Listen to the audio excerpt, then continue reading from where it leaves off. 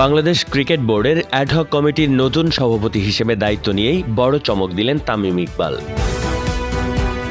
ঘরোয়া ক্রিকেটের মানোন্নয়ন ও ক্রিকেটারদের আর্থিক সচ্ছলতা নিশ্চিত করতে বেতন ও ম্যাচ ফি বৃদ্ধির ঘোষণা দিয়েছেন তিনি। বুধবার পরিচালনা পর্ষদের এক গুরুত্বপূর্ণ বৈঠক শেষে এই সিদ্ধান্তের কথা জানান সাবেক এই ড্যাশিং ওপেনার। মূলত প্রথম শ্রেণীর নারী ও পুরুষ ক্রিকেটারদের সুযোগ সুবিধা বাড়ানোই এই সভার মূল লক্ষ্য ছিল। তামিম জানান, নারী ক্রিকেটারদের ম্যাচ ফির বর্তমান কাঠামো দেখে তিনি বিস্মিত হয়েছেন। একসময় যা ছিল 1000 টাকা মাত্র, পরে তা 5000 টাকা করার প্রস্তাব দেয়া হয়েছিল।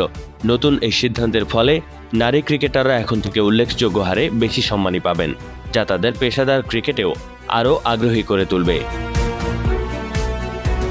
শুধু বেতন বৃদ্ধি নয়, ঘরোয়া ক্রিকেটের কাঠামোকে আরও শক্তিশালী করার জন্য পরিকল্পনা হাতে নিয়েছে বিসিবির নতুন কমিটি। তামিম ইকবালের নেতৃত্বে এই কমিটি মাঠের সুযোগ সুবিধা এবং ক্রিকেটারদের অন্যান্য সুযোগ সুবিধার দিকেও বিশেষ নজর দেবে বলে জানা গেছে।